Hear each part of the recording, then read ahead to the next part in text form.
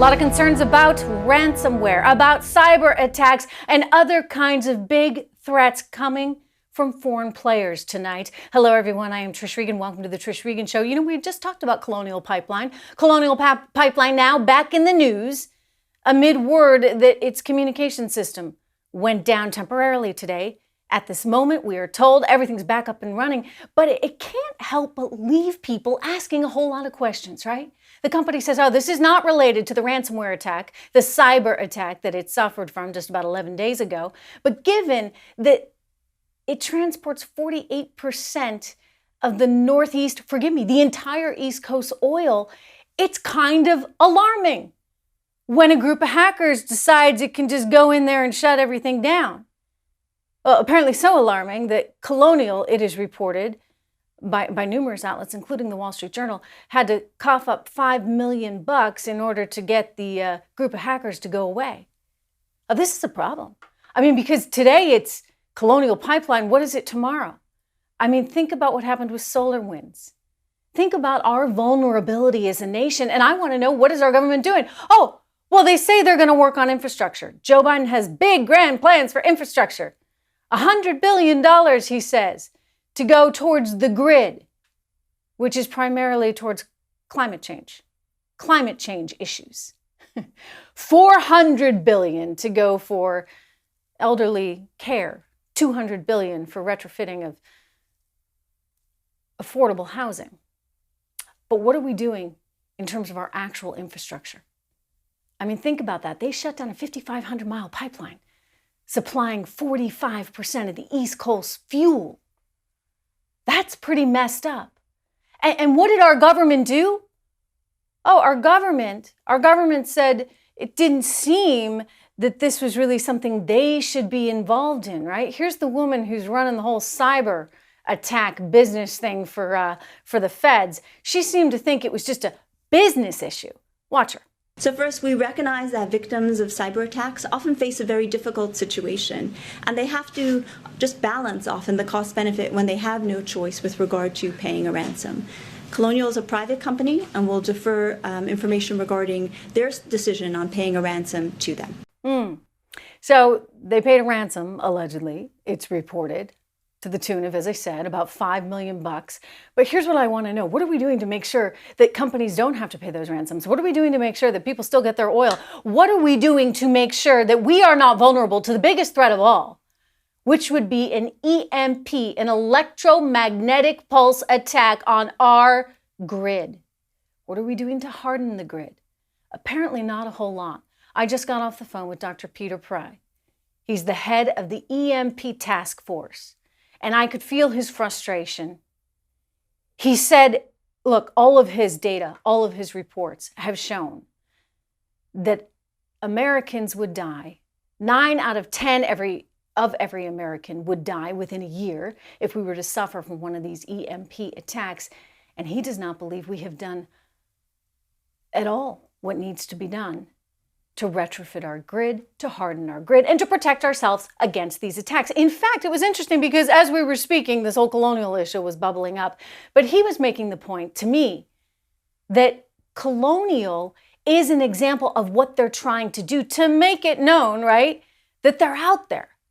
The Russians and other malactors want to sort of make it known. And so he thinks it's really kind of a shame that the administration is trying to say, look, this isn't really, a threat of a state actor, et cetera, et cetera. Remember President Biden saying this? Do you think Russia is involved at all implicitly with that attack? I'm going to be meeting with President Putin, and so far there is no evidence from our intelligence people that Russia is involved. Though there's evidence that the actors' ransomware is in Russia, they have some responsibility to deal with this. Yeah, you better believe they have some responsibility to deal with this. Come on, Joe Biden, you're the president of the United States. You know what? You have some responsibility here, too, to make sure that future companies are not going to continue to suffer from things like this, to make sure that we're not worried when Colonial says it's having disruptions in its communication system, that it might actually be another cyber attack. But we don't have any peace of mind right now, because when you think about all the recent events that have happened, all of them seem to point back to Russia. And let's be very clear, this is a whole new ballgame, okay? The standard, typical, traditional, historical warfare is not relevant when you're dealing with cyber attacks. All right, this is an attack that could be done by a very small actor, by a rogue group. I get it. Russia's like, oh, those hackers, and apparently they just have monetary interests, and it's not anything to do with politics. So yeah, right. Do you see our hackers out there doing that to them? No. Meanwhile, when President Biden was asked about whether he had been briefed on the $5 million ransom that an American corporation had to pay to a group of hackers in Russia, here's what he had to say. Mr. President, would you comment on the ransom? Were you briefed on the fact that the company did pay the ransom? I have no comment on that. Thank you. Well, you know what? You better start thinking of a few comments. You better start being willing to explain to the American people what is being done to really and truly protect our infrastructure. We don't have time for games right now. This is not a political issue. This is something that our government must be responsible for and must address. Okay, coming up, everyone, something that Joe Biden is trying to take credit for that really clearly he shouldn't, happens to be the economy. Wait until you hear what he's saying now. I got it. Oh, Joe Biden is talking all about how he's managed to turn this economy around. He's falsely claiming credit for, by the way, something he really shouldn't be calling attention to anyway, and that's the lousy recent jobs report. Anyway, here he is talking about how great a job he has done. Watch. We've gone from anemic job creation to a record of creation for a new administration. None has ever created this many jobs in this time frame. Oh, yeah, well, it wouldn't be the first place I'd start, Joe, okay? You don't want to brag about the 266,000 jobs that were created last month when you were expected to have created about 1 million. Okay, the reason you're not creating any is that they're out there, right? There's actually, according to the latest reports, 8.1 million job openings right now in America, but nobody wants them because Joe's paying so well to stay home on the couch. $300 a week in unemployment, federal unemployment benefits, just to keep it all in comparison. You know how much Barack Obama gave? $25 a week you could get from Barack Obama, but Joe's got $300. And not only does Joe have $300, but the states are offering $300 more.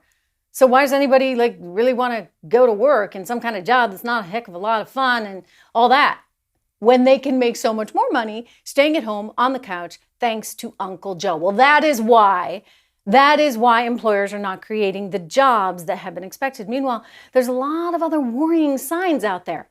Can we talk inflation? And by the way, can we talk stagflation? Right? I mean, I feel like I'm getting transported in some kind of time machine back to the 1970s. I just need my go-go boots and disco hair. Anyway, here he is. As a result of our prompt action to roll out the vaccine and boost the economy, we've gone from stagnation to an economy that is growing faster than it has in nearly 40 years. We've gone from anemic job creation to a record of creation for a new administration. None has ever created this many jobs in this time frame. You do realize, Joe, there was this little thing called a pandemic. You do realize the big government shut down businesses, households, schools all across America, forced people to stay inside, would not allow them to go to work. Well, you do realize that comes with economic consequences, right? So now when you're trying to reopen everything and you're offering so much money to stay home and you're offering $1.9 trillion and all kinds of extra goodies and then talking about trillions of dollars more, what happens? Oh, prices start to go up. Imagine that. You might be a little concerned. I mean, Larry Summers has warned you. Larry Summers has warned you over and over again that you should be concerned about those rising prices, but apparently nobody in Washington, D.C. that works for Joe Biden wants to hear it. Listen to Jen Psaki. As we looked and dug into the data, and we talked about this a little bit last week, some of this data is kind of fascinating, I will say, but is that the economy is turning back on. We take inflation very seriously. Our Secretary of Treasury, obviously the Federal Reserve is responsible for monitoring it. But there are a number of factors as the economy turns back on, including there are areas like the cost of airline tickets, where, if you look back at pre-pandemic, they dropped by about 20%. They're up about 10% since then, right? So there are prices where the baseline was actually lower than it was prior to the pandemic, and that's one of the things we're seeing in the data. But it has not changed our view. Don't you love how they use the data sort of pre and post pandemic to suit whatever narrative they want at a given time? They're like, oh, look at the change in airline prices. And he's like, oh, look at the change in employment. Here's the reality. We tanked because our government shut down our economy. I'm on record saying that never should have happened. We never should have shut it down as we did. Just go ask, Ron DeSantis versus Gavin Newsom out in La La Land, what should have been done? I think we all know the answer to that, right? But we did it. And so, yes, the economy is going to look a little bit better, but it ought to look a heck of a lot better. I mean, forget this, 6% growth. I want to see massive growth because we deserve it coming out of where we were. But if you don't have that big amount of growth, but you do have escalating prices, well, you know what we wind up with. And that's a stagflation scenario that a lot of people are worried about. I'll tell you, I think people are getting a little bit nostalgic, right? Because there was a poll out saying just the other day, I want to share this with you, that the majority of voters are still aligned with Trump's policies. They said, for example, and I'm just going to ask the producer again where this poll, I know that we have it from Breitbart. This is the Breitbart poll that did this. Okay. But CBS YouGov, okay, that's the source on this. CBS YouGov did this poll saying that 90% believe in Trump's example on economic issues. 80% believe in his leadership. So on the international side, one thing that I think was kind of surprising here, I'll point out 73% of the respondents said the former president set an example on race issues. That's very interesting because don't forget how the media attacked him on race. But you know what? If we're going to be perfectly fair and we say we want to offer the most opportunity to every single American, I think that he did do that through his policies. I think these policies have been, just disastrous for a lot of poor Americans, for a lot of minorities, for women, right? I mean, kids are still not back in school. How do they expect women to go back to work if they're usually the primary caregiver? There's a lot of policy issues that have been quite penalizing to women and to minorities under this Biden administration. And so if you really look at the data, the economic data, and you look at the jobs data, what you see is a real improvement in everyone's quality of life, including median income, under the former administration. Compare and contrast that with now. So you may start to see, again, CBS YouGov, this is not a Breitbart poll, this is a CBS YouGov poll that suggests people are feeling rather nostalgic for the good times, because these have certainly been very challenging times thus far, and I predict they're going to get increasingly challenging. All right, coming up next, everyone, Dr. Anthony Fauci, you gotta love him, right? Whoa, he's getting even more confusing, if you can even imagine that, on masks all of a sudden. I've got the sound. Don't go anywhere. Dr. Anthony Fauci made some more TV rounds on Good Morning America this morning, telling the United States some more confusing stuff on masks. Watch. How has it changed what you do when you wear a mask? Excuse me, how has it changed what you do? How has it changed your mask wearing practices? Well, George, I'm obviously careful because, I'm a physician and a healthcare provider. I am now much more comfortable in people seeing me indoors without a mask. Before the CDC made the recommendation change, I didn't want to look like I was giving mixed signals. But being a fully vaccinated person, the chances of my getting infected in an indoor setting is extremely low. Wait, so this was just all about posturing? This was all about how people perceived him? This was all about image? It's possible, right? Because it certainly doesn't seem like it was based on a whole lot of science. This is a guy who just consistently gave mixed signals. Let's keep in mind. Remember as this entire thing unfolded, he sat down with 60 Minutes and said this. There's a lot of confusion among people and misinformation surrounding face masks. Can you discuss that?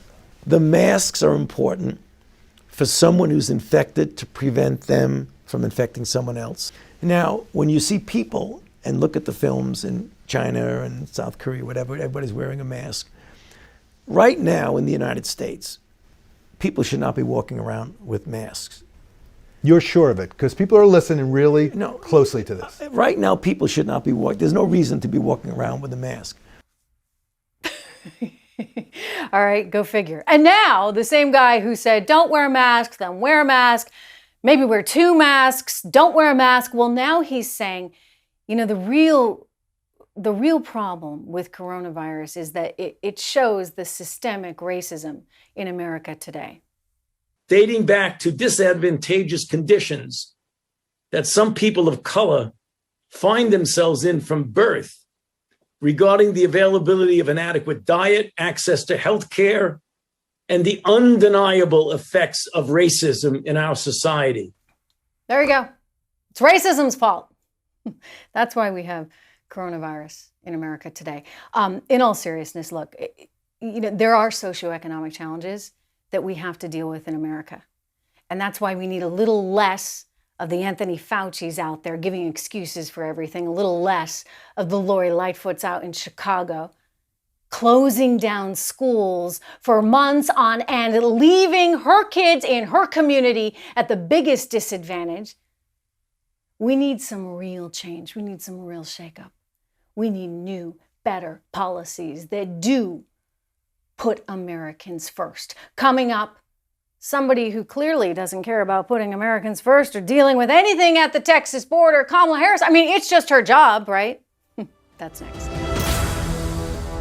Kamala Harris has been to the Canadian border as vice president, but not the southern border. The last I checked, we don't have a crisis of thousands of Canucks coming south across the border. No, we don't.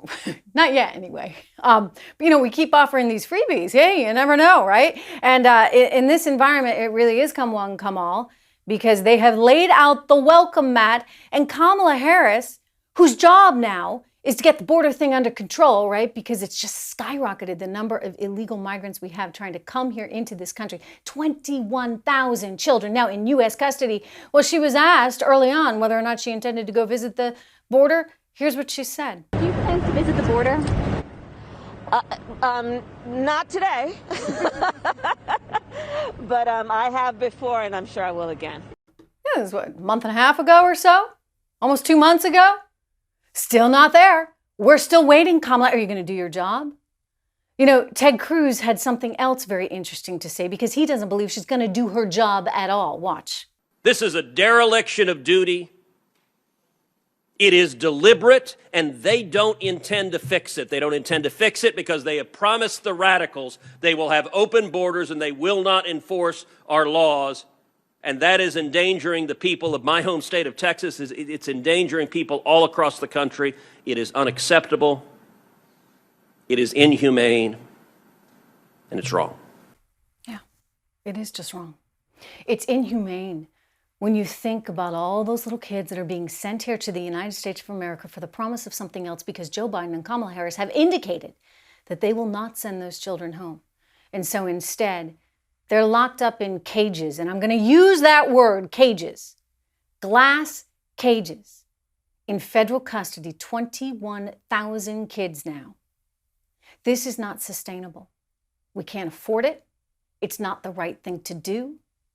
And again, as Cruz said, it is just plain wrong. I want you to join me on TrishIntel.com. You can join the private group on Facebook. You'll find me there. We can correspond directly. You get a lot of the news first. We talk a lot about the economic issues, the political issues that are most important for you, for your money, for your retirement, for our markets today. And I will see you right back here tomorrow. Remember, live free or die.